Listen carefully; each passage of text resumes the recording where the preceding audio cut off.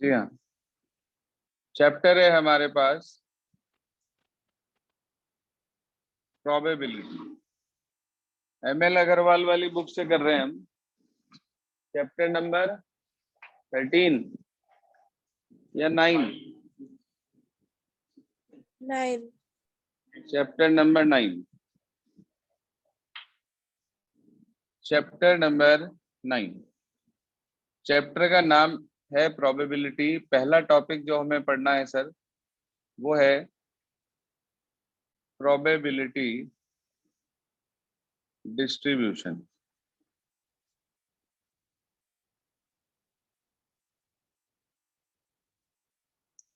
देखो, बहुत आसान सा टॉपिक है। जैसे आप लोग लास्ट ईयर तक फ्रीक्वेंसी डिस्ट्रीब्यूशन टेबल पढ़ते थे, क्लास 9th में पढ़ के आए थे, 10th में पढ़ के आए थे कि भाई फ्रीक्वेंसी डिस्ट्रीब्यूशन टेबल बनानी है हमें। तो उस केस में हम क्या करा करते थे, क्लास इंटरवल लिखते थे, उनके टैली मार्क्स ड्रॉ किया करते थे, 1 2 3 4 और 5 उसे काटते हुए, 6 7 8 9 10 वाला उसे काटते हुए।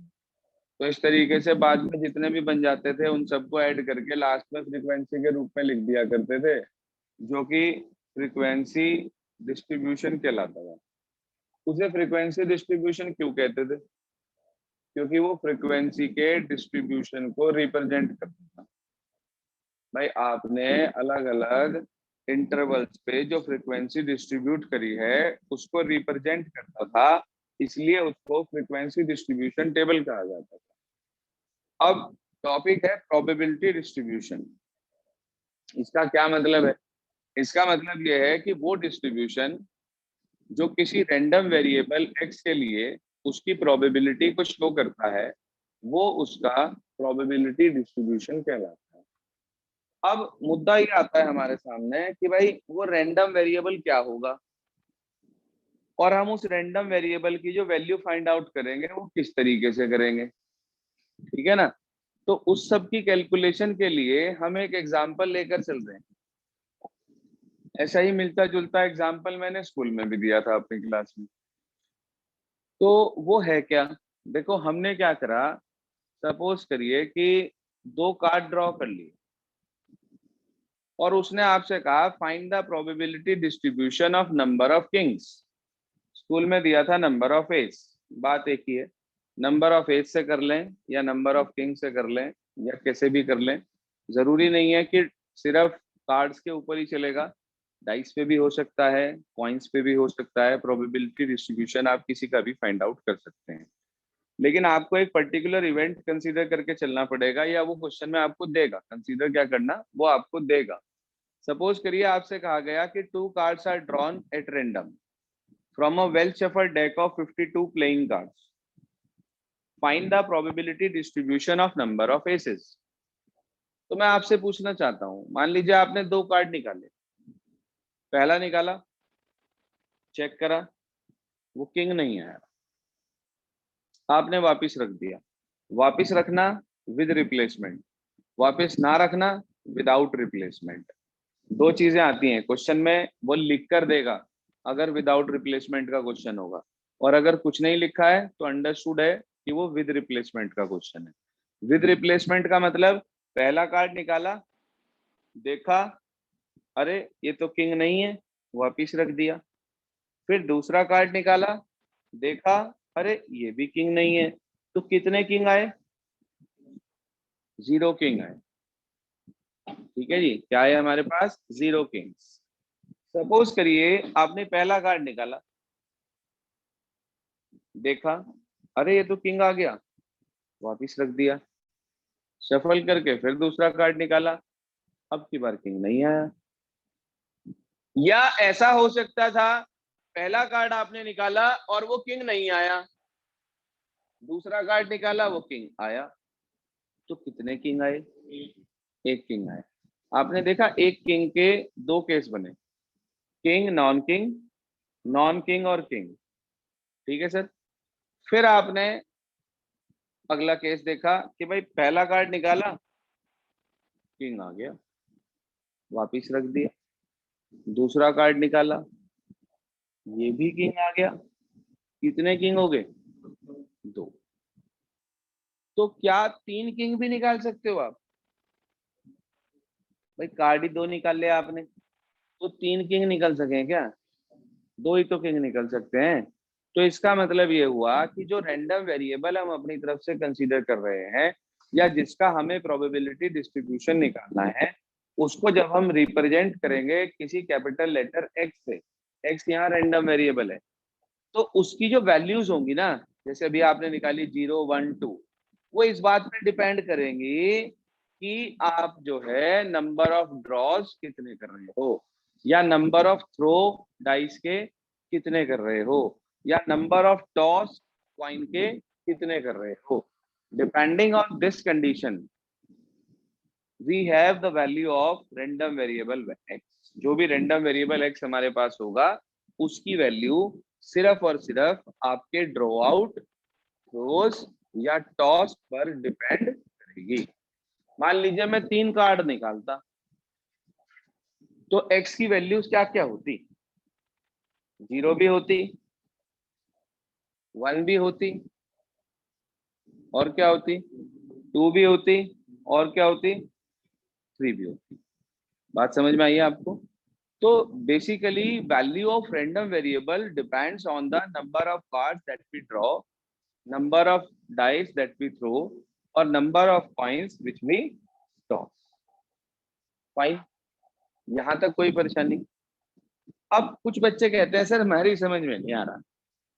अरे भाई छोटी क्लास में सैंपल स्पेस बनाए थे आपने, पहला नॉन किंग, दूसरा नॉन किंग, पहला नॉन किंग दूसरा किंग, पहला किंग दूसरा नॉन किंग, और दोनों किंग। कितने केस बने हैं सर? 4 केस बने। इसके अंदर कितने किंग हैं? 0। इसके अंदर कितने किंग हैं? 1। इसके अंदर कितने किंग हैं? 1। इसके अंदर कितने किंग हैं? 2। तो इसका मतलब ये हुआ कि हमारे पास सिर्फ और सिर्फ ये 3 वैल्यूज ही तो निकल के आई, 0 1 और 2। तो अगर आपकी बुद्धि में डायरेक्ट नहीं घुस रहा, तो आप सैंपल स्पेस बना के पता कर लो, उसमें क्या बात होगी। ठीक है, मुझे साफ पता चल रहा है कि 0 किंग के एक ही केस है, 2 किंग का एक ही केस है, लेकिन एक किंग के 2 केस है। अगर मान लो मैं 3 पत्ते निकालता, तो 0 1 2 3 वैल्यू आती, लेकिन किसके कितने केस होते हमें नहीं पता। कोई बात नहीं, आपने सैंपल स्पेस पढ़ रखा, non non non, non king non king non king, king non king non king, total 8 case बनते हैं, तो पता है। उसके बाद नॉन किंग और किंग। अब दूसरे वाला एन भी हटा दो, के एन, के एन के और के। ठीक है सर, बन गया 8 केस। बताओ 0 के कितने केस हैं? एक केस है। 1 किंग के कितने केस हैं? हाँ जी, 1 किंग के कितने केस हैं भाई? ऑनलाइन वालों गुड मॉर्निंग। 2 किंग सच के कितने केस हैं भाई? इसके भी 3 केस हैं। और 3 किंग के कितने केस हैं? एक वन। केस है। तो आपने देखा 0 1 2 3, these are the 3 possible values for random variable x। ठीक है नमन, गुड मॉर्निंग। क्लियर है यहाँ तक? चलें आगे। ये तो था कि हम किस तरीके से रैंडम वेरिएबल की वैल्यूज निकालते हैं। अब क्वेश्चन को कैसे करेंगे? अगर आपको इतनी बात समझ में आती, तो पूरे क्वेश्चन में कुछ भी नहीं है। सबसे आसान एक्सरसाइज है, मजेदार, जैसे लिज्जत पापड़ होता है, मजेदार लिज्जतदार साथ स्वाद में लिज्जत लिज्जत पापड़, लाइक दैट। ठीक है नमन, गुड मॉर्निंग। बेटे धो लो आंख, धो लो। चलिए, तो क्वेश्चन लिखेंगे आप अपने पास एक, write down please.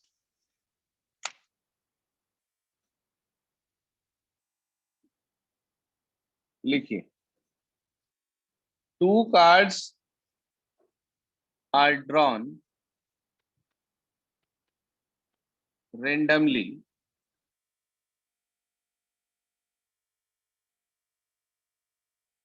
from a well shuffled deck of 52 playing cards.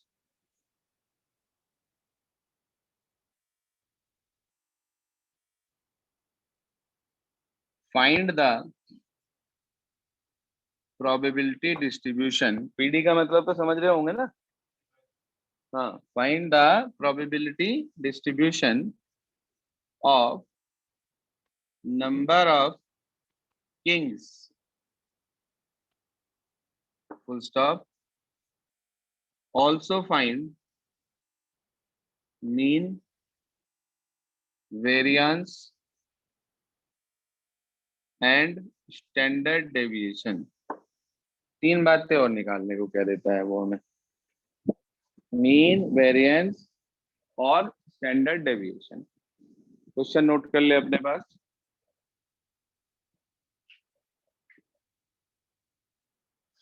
सुनिए सर, सॉल्यूशन कैसे करें, कर लिया भाई सभी ने नोट? Yes sir. चलिए, अब क्वेश्चन कैसे करते हैं इसका वो समझिए ध्यान से।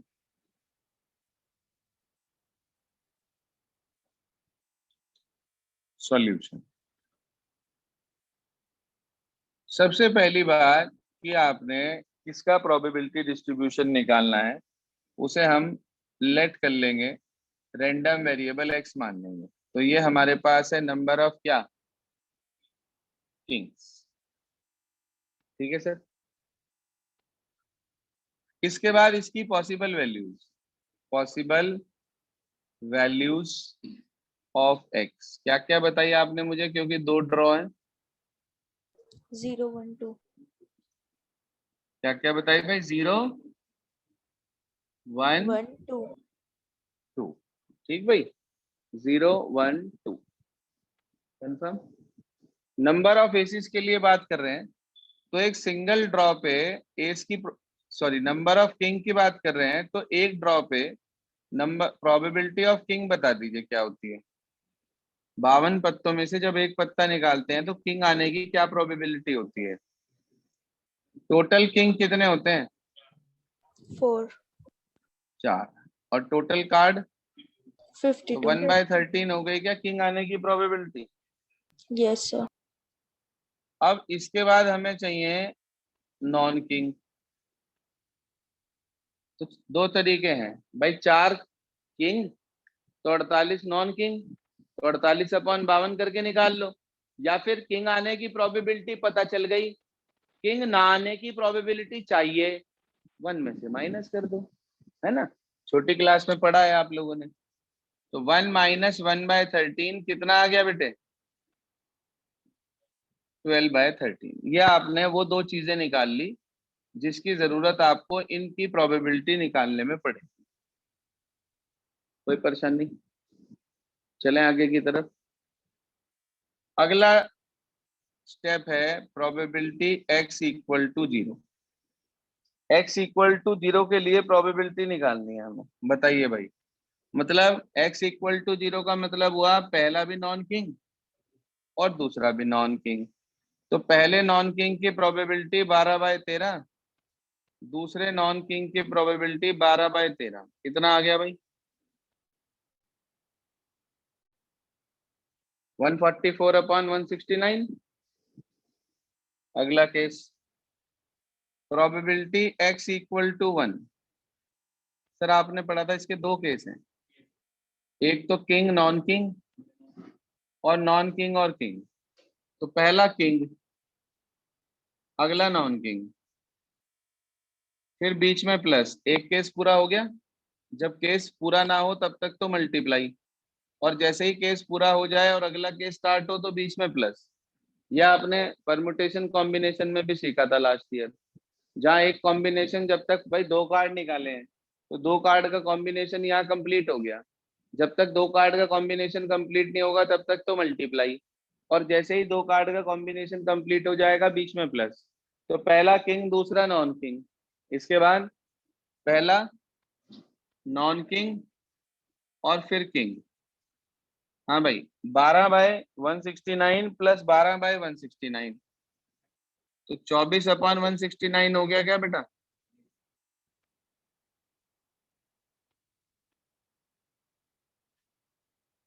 Probability x is equals to 2, probability x is equals to 2, मतलब दो किंग, दोनों किंग। पहला भी किंग दूसरा भी किंग, कितना आ गया? 1/169। बोलिए सर, कोई परेशानी? सर हमने केसेस बनाने देख लिए थे पहले ही कि इसका एक केस है, इसका एक है, इसके दो हैं, तो हमने उसी के अकॉर्डिंग इनकी प्रोबेबिलिटी फाइंड आउट कर दी। हमने रैंडम वेरिएबल लिया, रैंडम वेरिएबल की पॉसिबल वैल्यूज ली, जिस पर्टिकुलर इवेंट की बात हो रही है उसकी सिंगल के लिए प्रोबेबिलिटी होने की ना होने की निकाल ली, और उसकी हेल्प से हमने इसके अलग अलग वैल्यूज की प्रोबेबिलिटी फाइंड आउट कर ली।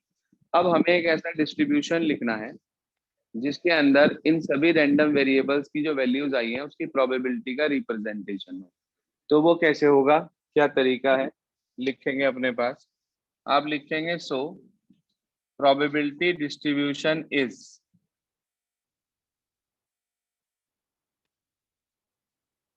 ये बना दी आपने एक टेबल, इसे कहेंगे आप x, इसे कहेंगे p ऑफ x। यहाँ 0, यहाँ 1, यहाँ 2। इसकी प्रोबेबिलिटी है 144/169, इसकी प्रोबेबिलिटी है 24/169, इसकी प्रोबेबिलिटी है 1/169। इतना आपने कर लिया। इतना करने के बाद आपके दिमाग में आया, यार मैंने तो कर लिया, पता नहीं पड़ोसी ने करा नहीं करा। आपने उसकी कॉपी में झांका, और जैसे ही आपने उसकी कॉपी में झांका आपके एकदम से तोते उड़ गए हैं। तोते? तोते कहाँ उड़ गए? तोते उड़ गए कमरे से बाहर। ये क्या हो गया? इसका आंसर तो कुछ और आ रहा, हमारा कुछ और आ रहा। हमारा तो गलत है, क्योंकि दूसरे की थाली में घी ज्यादा होता है, तो इसलिए हमारा गलत है, उसका ठीक है।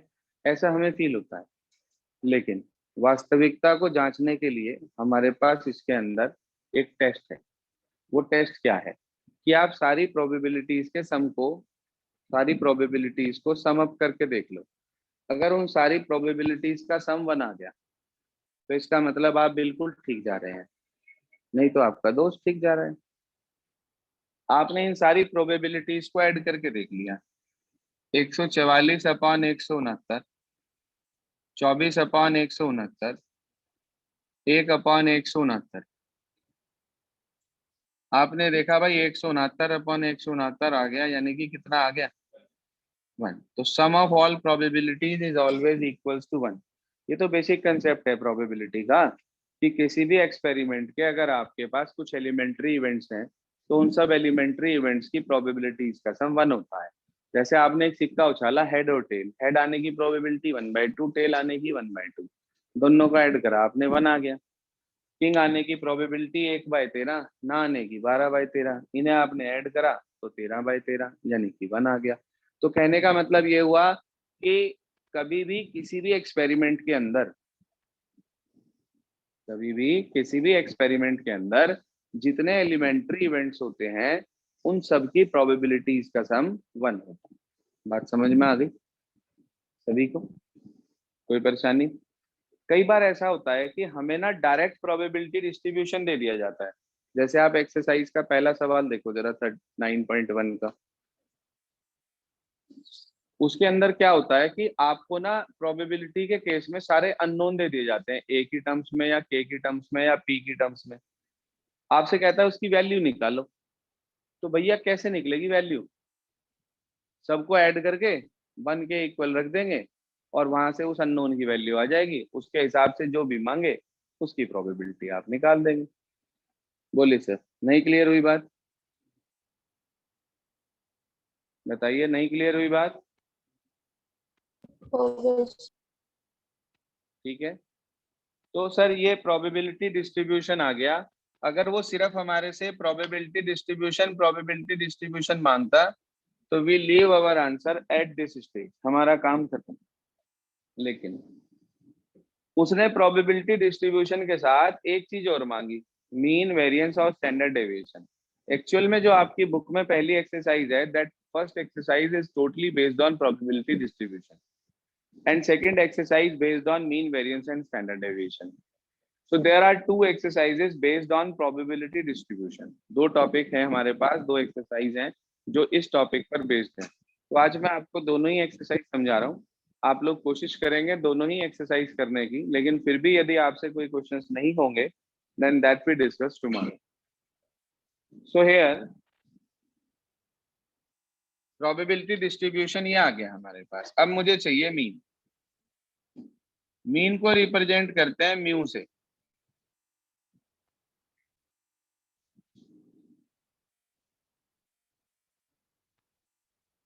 हाँ जी, मीन को रिप्रेजेंट करते हैं किससे?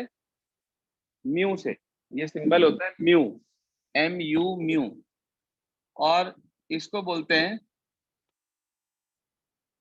एक्सपेक्टेशन ऑफ एक्स, ये भी कहते हैं।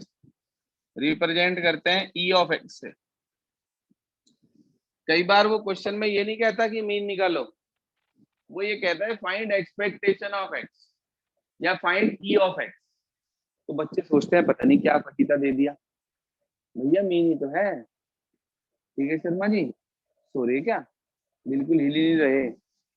अच्छा, तो ये हमारे पास आ गया जी एक्सपेक्टेशन ऑफ एक्स मतलब मीन। इसका फार्मूला होता है summation of xi into p x i, मतलब x की px से मल्टीप्लाई करके समीशन मतलब सबको सम अप कर देते हैं। तो बताइए sir, 0 into 144 upon 169, 1 upon 24 upon 169, 1 into sorry, और अगला 2 इंटू 1 अपॉन 169। ये स्टेप क्लियर हो गया सबको? ये फार्मूला है इसका, समीशन एक्स आई इंटू पी एक्स आई। वो फार्मूला लगा के रिजल्ट निकाल लेते हैं आप। परफेक्ट है यहाँ तक? 0 इंटू समथिंग क्या होता है भाई? 0. 0। तो 24 प्लस 2, 26 अपॉन 169, 13 से कट रहा, 2/13। ये तो आ गया जी मीन। डेसिमल में निकालना चाहो डिवाइड कर लेना। आता है डिवाइड करना? करके बताऊं?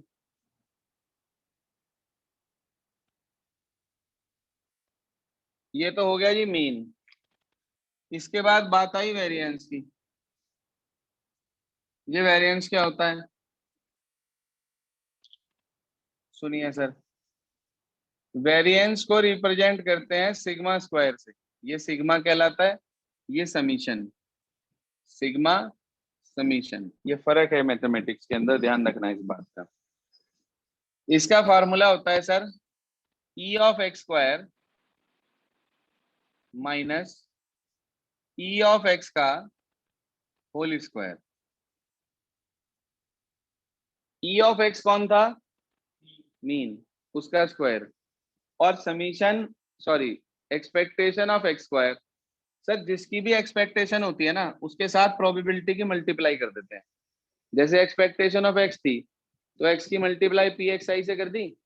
अब एक्सपेक्टेशन ऑफ किसकी है? एक्स स्क्वायर की, तो एक्स स्क्वायर की मल्टीप्लाई उसकी प्रोबेबिलिटी से कर देंगे। ठीक है ना? एक्स स्क्वायर का क्या मतलब हुआ? फार्मूला बनेगा समीशन एक्स आई स्क्वायर इंटू पी एक्स आई और माइनस मीन का स्क्वायर।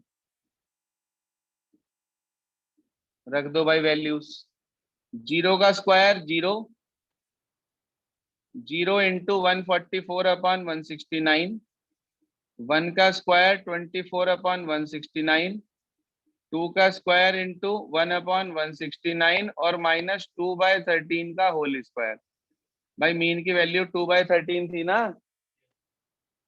0 इंटू समथिंग 0 हो गया, 24 अपॉन 169 प्लस 2 अपॉन 169, सॉरी 2 का स्क्वायर तो 4 होता है, और यहाँ भी 4 अपॉन 169। अरे ये तो कट गया, तो 24/169 ये आ गया वेरिएंस, डिवाइड कर लेंगे, इसकी वैल्यू डेसिमल में फाइंड आउट कर लेंगे।